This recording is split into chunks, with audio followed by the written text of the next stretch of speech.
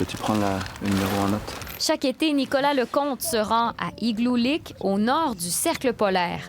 Au cœur de la toundra, son équipe étudie l'effet des impacts environnementaux sur les animaux.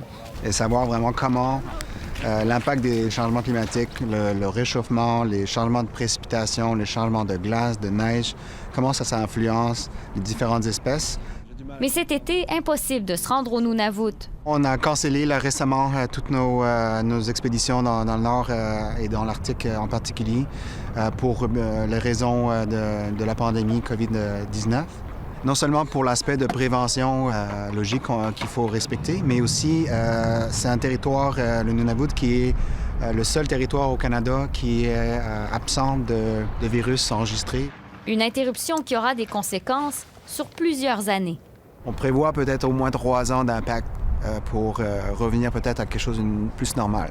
Ce sera donc complexe d'évaluer si cette pandémie et le ralentissement économique qu'elle provoque aura des effets sur les changements climatiques et la faune. On va quand même, à mon avis, pouvoir mesurer le avant et après. Le pendant, on va avoir un trou pour beaucoup d'aspects. Et il n'y a pas que l'observation sur le terrain qui est arrêtée. Pour tout ce qui est le travail de laboratoire, c'est complètement arrêté. On ne peut plus rien faire.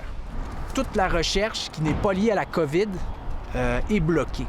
Étienne Hébert-Châtelain et son équipe s'intéressent à l'impact de certaines maladies dégénératives comme l'Alzheimer et le Parkinson sur le cerveau.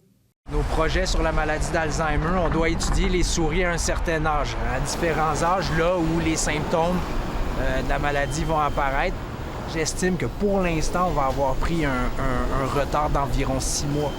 Ne serait-ce parce que lorsqu'on arrête tout, ensuite, il faut repartir la machine, il faut repartir nos cultures cellulaires, il faut repartir les périodes de reproduction pour nos modèles de souris. Les avancées dans tous les secteurs qui ne contribuent pas à la recherche sur le coronavirus sont donc compromises. La fermeture, l'arrêt complète de la recherche fondamentale va aussi avoir des impacts à très, très long terme pour les autres maladies aussi.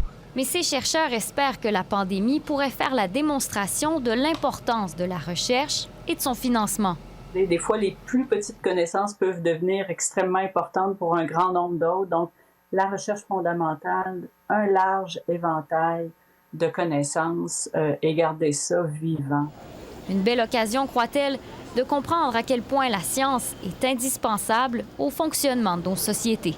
Ce qu'on voit en ce moment, c'est un laboratoire ouvert sur la connaissance. Et on n'a pas l'occasion souvent, le grand public, d'être exposé à ça. Ici Rose Saint-Pierre, Radio-Canada, Moncton.